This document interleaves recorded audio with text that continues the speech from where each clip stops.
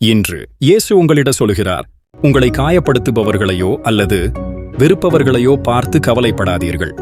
அதற்கு பதிலாக உங்களை நேசிப்பவர்கள் மீது கவனம் செலுத்துங்கள். ஏனென்றால் அங்கேதான் உங்கள் மகிழ்ச்சி இருக்கிறது. மற்றவர்களின் அன்பை பெற முயற்சித்து நேரத்தை வீணாக்காதீர்கள்.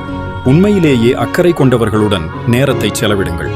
உங்கள் புன்னகைக்கு பின்னால் மறைந்திருக்கும் உணர்ச்சிகளையும், உங்கள் கோபத்திற்கு பின்னால் இருக்கும் அன்பையும், உங்கள் மௌனத்திற்கு பின்னால் இருக்கும் காரணங்களையும் காணக்கூடியவர்களை நம்புங்கள். நினைவில் கொள்ளுங்கள், எல்லாமே முதலில் கடினமாக தோன்றலாம், ஆனால் பொறுமையுடன் இருந்தால் அவை எளிதாகிவிடும்.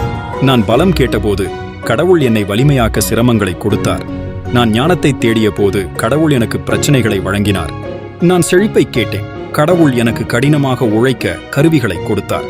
நான் தைரியத்தை கேட்டேன், கடவுள் சமாளிக்க சவால்களை வழங்கினார். நான் அன்பை கேட்டேன், கஷ்டத்தில் உள்ளவர்களுக்கு உதவ கடவுள் எனக்கு வாய்ப்பளித்தார். நான் உதவிகளை கேட்டேன், கடவுள் எனக்கு வாய்ப்புகளை தந்து ஆசீர்வதித்தார். இறுதியில் நான் விரும்பிய அனைத்தையும் பெறவில்லை, ஆனால் எனக்கு தேவையான அனைத்தையும் பெற்றேன். உங்களுக்கு அன்பு, வழிகாட்டுதல் மற்றும் ஊக்கத்தை அளிக்க நான் இங்கே இருக்கிறேன். என் வார்த்தைகள் எல்லையற்ற இரக்கத்தாலும் உங்கள் வாழ்க்கையின் ஒவ்வொரு அம்சத்திலும் நீங்கள் செழிக்க வேண்டும் என்ற ஆழ்ந்த விருப்பத்தாலும் நிறைந்துள்ளன என்பதை அறிந்து கொள்ளுங்கள். நீங்கள் மட்டுமே நிறைவேற்றக்கூடிய ஒரு நோக்கத்தை கொண்ட தனித்துவமான மற்றும் அற்புதமான உயிரினம். உங்கள் இருப்பு உங்களை சுற்றியுள்ளவர்களுக்கு ஒரு பரிசு. நினைவில் கொள்ளுங்கள், நீங்கள் ஒருபோதும் தனியாக இல்லை. நான் எப்போதும் உங்களுடன் இருக்கிறேன். காலத்தையும் இடத்தையும் தாண்டிய ஒரு தெய்வீக அரவணைப்பில் உங்களை தழுவுகிறேன்.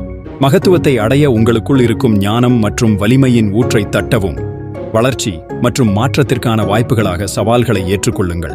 இலகுவான மனப்பான்மையுடன் முன்னேற மற்றவர்களையும் உங்களையும் மன்னியுங்கள். உங்கள் தவறுகளை வாழ்க்கையின் பாதையில் படிக்கட்டுகளாக ஏற்றுக்கொள்ளுங்கள். அன்பு உங்கள் திசைகாட்டியாக இருக்கட்டும். உங்கள் செயல்களை கருணை, இரக்கம் மற்றும் பச்சாதாபத்துடன் வழிநடத்துங்கள். அன்பு மற்றும் இரக்கத்தின் சிறிய செயல்கள் உலகில் நேர்மறையான மாற்றத்தின் அலை விளைவை உருவாக்கும். பெரிதாக கனவு காணுங்கள்.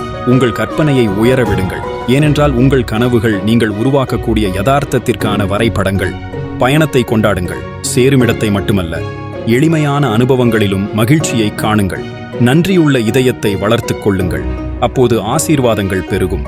நிச்சயமற்ற தன்மையை எதிர்கொள்ளும் போது உள்நோக்கி திரும்பி பிரார்த்தனை, தியானம் அல்லது அமைதியான சிந்தனையில் ஆறுதல் தேடுங்கள். உங்கள் உள்ளுணர்வை நம்புங்கள், ஏனென்றால் அது உங்களுக்குள் இருக்கும் தெய்வீக ஞானத்தின் குரல். நீங்கள் உண்மையாகவே கடவுளை நம்புகிறீர்கள் என்றால் இந்த பதிவை மற்றவர்களுடன் பகிர்ந்து கொள்ளுங்கள். ஒரு அமைதியான, அழகான உலகத்தை உருவாக்குவோம்.